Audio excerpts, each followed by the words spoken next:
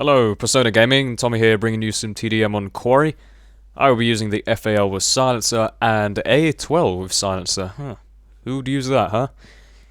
Well, AA12 with silencer, I mean any shotgun with silencer, it greatly reduces the range and the usefulness, in my opinion.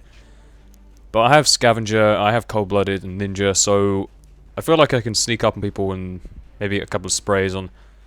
You know, those kind of situations where you'll run into a building and there'll be a couple of campers just sitting there looking out the window, and your team will be fighting them, so they'll be distracted as Funky Moves tries to knife me. But you get a choke point situation, and something like this is what I call a choke point breaker. Go behind them, wipe them out. I do have the extended mags for the AA12, which would probably be a better choice, but I just thought I'd give it a go with the silencer. The throwing knife is, you know, more of a finesse thing really than a necessary thing, but I guess where the AA12 is very short range and where the FAL is pretty long range, throwing knife is somewhere in between the two of them. And, you know, it's pretty hard to use. I mean, if you go around a whole game with maybe a riot shield and a throwing knife, you'll get some practice in, so that might make it easier, but I'd say it's pretty hard to use in general. Harder than Semtex anyway. Well, I tend to think of it as a Molotov cocktail from World at War, except a better version because it's reusable, it goes a lot further, and it's always a guaranteed kill if it hits, so... You know, sometimes you get like a knife hit marker if you knife someone into last stand. I'd like to see that with a throwing knife, that'd be the stupidest thing I'd ever seen, but... Anyway. FAL with silencer. Now, the iron sights are... Well, my opinion tends to change with them every single time I use it, so... How's it get killed from behind? Yeah, the iron sights are actually pretty good, but occasionally the actual recoil from you shooting can carry them up and make it harder than something like a holographic or a red dot to use. So, I mean, if you really want, put on something like Bling instead of Scavenger. I wouldn't recommend the AA12 if you're not using Scavenger, but Bling with maybe a red dot and a silencer on an FAL is pretty damn good. And Quarry and Derail are the two maps I always use silencers on pretty much, so... Because it's just really easy to flank around teams, there's a lot of different routes you can take. And, I mean, even direct combat like this. See, if I wanted to, I could just run away at this point, there's a lot of routes to escape from. I tend to pick off one person at a time, then move on. But, again, this start of play... Well, I don't know why I'm saying again, I'm referencing another video I did, but... Never mind. But the start of play is very slow. You'll notice about 3 minutes in, I've only got like, what, 5 kills or something? 5, 6?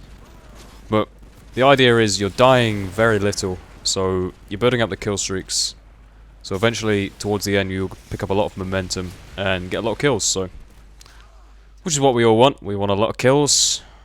It's fun and... makes you feel happy inside, doesn't it? But... in terms of a secondary to use with the FAL, any shotgun is good, really. Unless you're planning on using the shotgun attachment on the FAL, which I wouldn't recommend that much, really. Shotgun attachments are alright, but a bit unreliable. And I guess, get shot here by a sniper. I didn't even see him, so I figured it was safe to go around until I did see him, and he's still lying there. It's a pretty bad spot to lie, if you ask me, but... Smoke grenade is always good to have in case you feel like you're trapped in one situation and you need a getaway. Put the smoke down and just, I don't know, either run through it or let them run through it into you. And you'll just be waiting the other side with your AA12, take them out and then move on. I just about get this guy for my precision airstrike. Kill streak layout this game is airstrike carriers and Pavlo. Lots and lots of kills. Not a very team player friendly kill streak layout, admittedly, but maybe I just wasn't in the mood or something.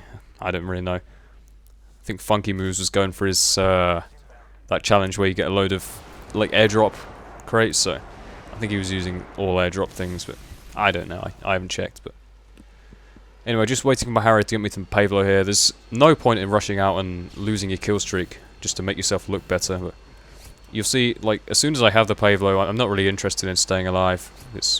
You can't add anything more by continuing the kill streak, so... Yeah, go out and get killed. I mean, not... That sounds stupid. Not... Don't go out and actually get yourself killed, but don't preserve your life too much, if that makes sense. Like, you might as well die and then start a new streak to get more kill streaks up, so... This game is a very kill streak friendly game. Something like Halo or Battlefield, it's not really about that, but... The kill streak rewards are an interesting feature to the game, and you'll get a lot of benefit if you actually put in the effort to get up to these kill streaks and choose the right ones that go together. That's a pretty important point. If you are planning on getting a lot...